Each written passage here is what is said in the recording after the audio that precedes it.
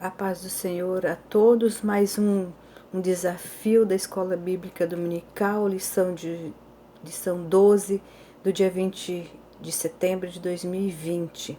E o desafio é você fazer um comentário do que você entendeu da palavra de Deus na Escola Bíblica Dominical.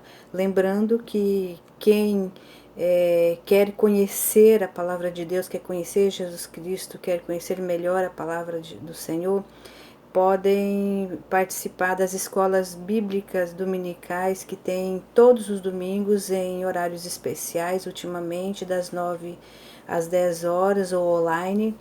E quando voltar o normal, vai ser a partir das 8 horas da manhã.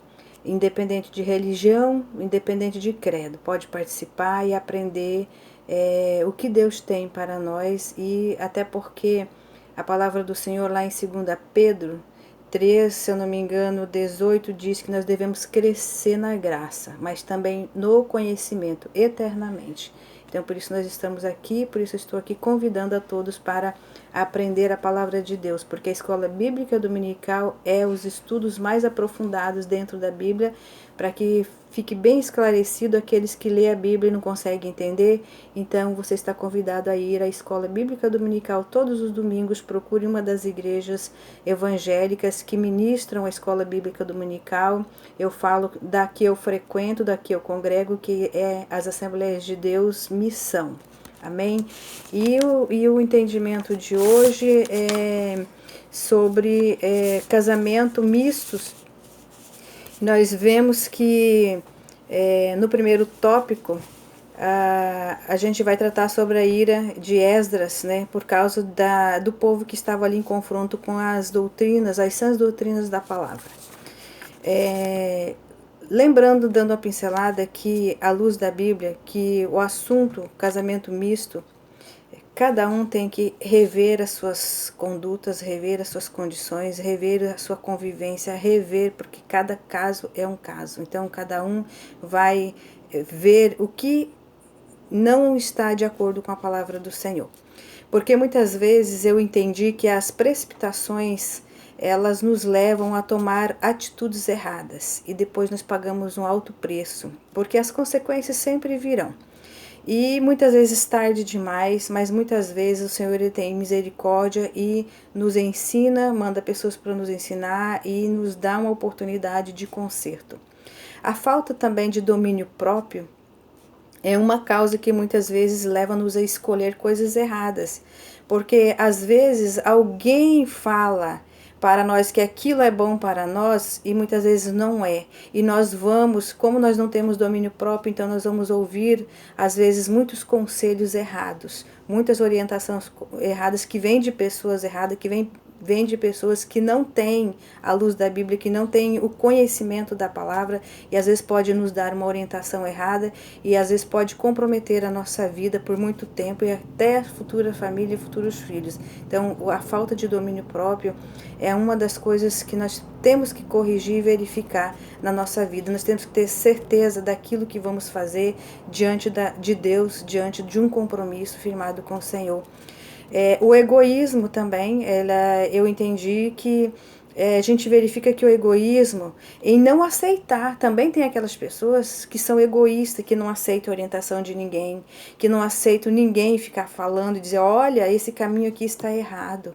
A pessoa acha que ela sabe tudo, que a decisão é dela, que se ela sofrer problema é dela, e realmente o problema vai ser dela, só que muitas vezes quando gera um problema para alguém ali, para um filho, por exemplo, a família toda acaba sendo envolvida, a mãe acaba sofrendo, o pai acaba sofrendo, isso olhando para a faixa etária jovem, né? Que quando se refere a casamento, muitas vezes os filhos não fazem suas escolhas, não sabem fazer, não têm domínio próprio, não têm obediência, não são humildes para acatar.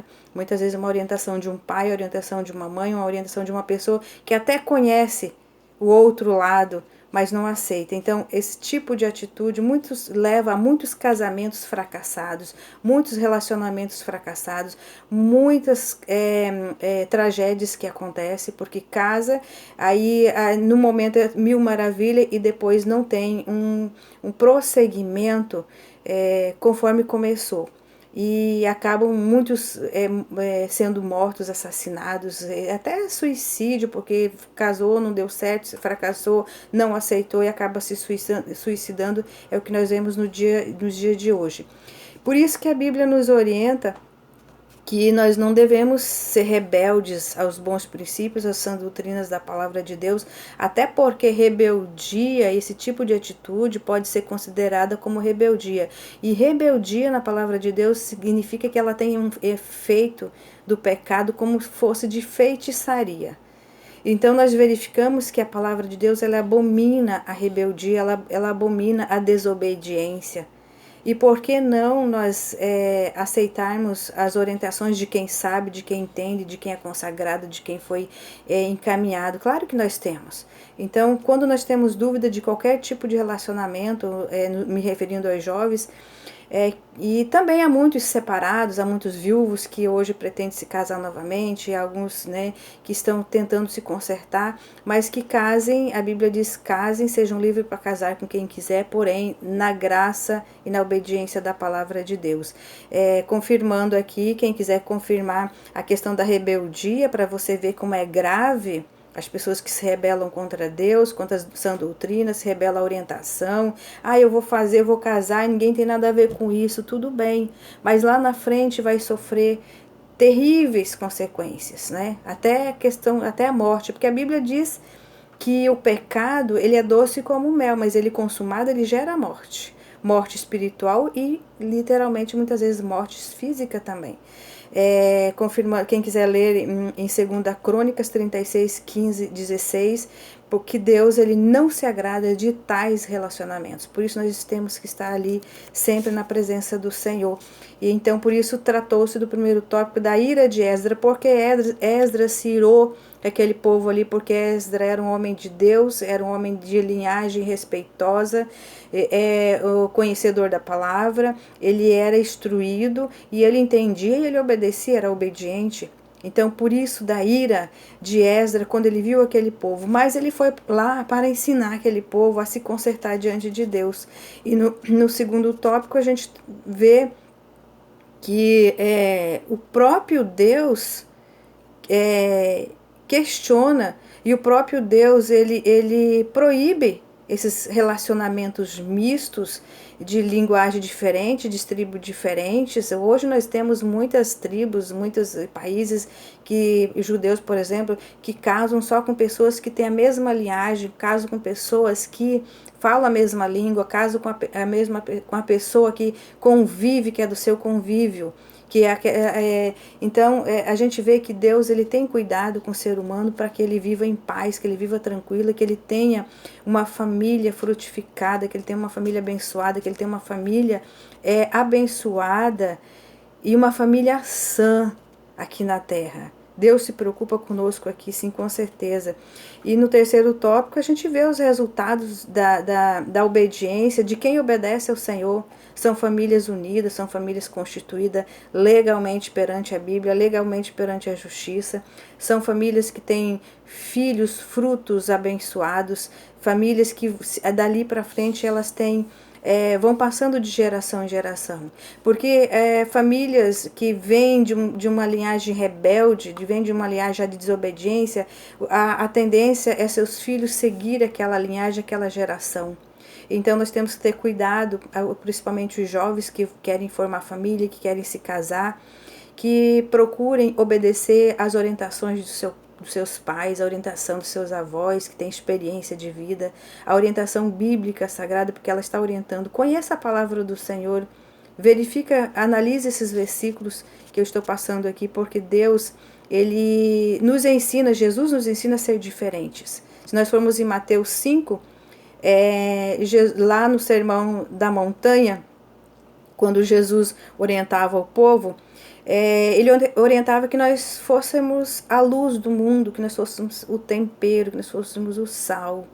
Então nós precisamos, para nós sermos a luz do mundo, para nós sermos o sal, o jovem para ser a luz do mundo, para ele ser o sal do mundo, ele precisa estar na presença do Senhor Jesus Cristo, ele precisa obedecer, ele precisa procurar se orientar com pessoas iluminadas por Deus, em toda a sua vida, porque um casamento é para eternidade, é para uma vida toda.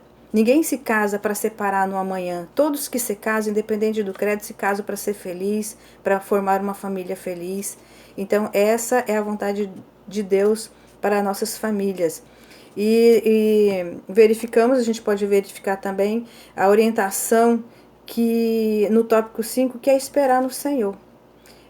Sem precipitações, como eu falei no início, sem precipitações.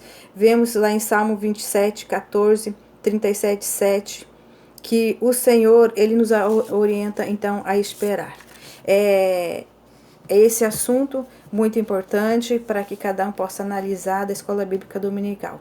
Esse foi o meu entendimento, que eu entendi que Deus, ele se preocupa sim com nós, com nossas relações pessoais, com o nosso casamento, com a nossa família, porque ele vai requerer de nós filhos abençoados, frutos abençoados. E para nós gerar frutos, nós temos que ser uma boa árvore. E como você será uma boa árvore, você tem que regar, você tem que cuidar, você tem que estar sempre ali na presença do Senhor, para que o Senhor possa sempre estar derramando as bênçãos, te ajudando nas dificuldades. Deus vai colocar pessoas que possam te orientar, possam te ensinar, pessoas à luz da Bíblia, pessoas certas para a tua vida. Que Deus abençoe, e fica o convite para você aprender, crescer na graça e no conhecimento, a palavra de Deus. Tu serás uma videira abençoada na beira do ribeiro. Amém?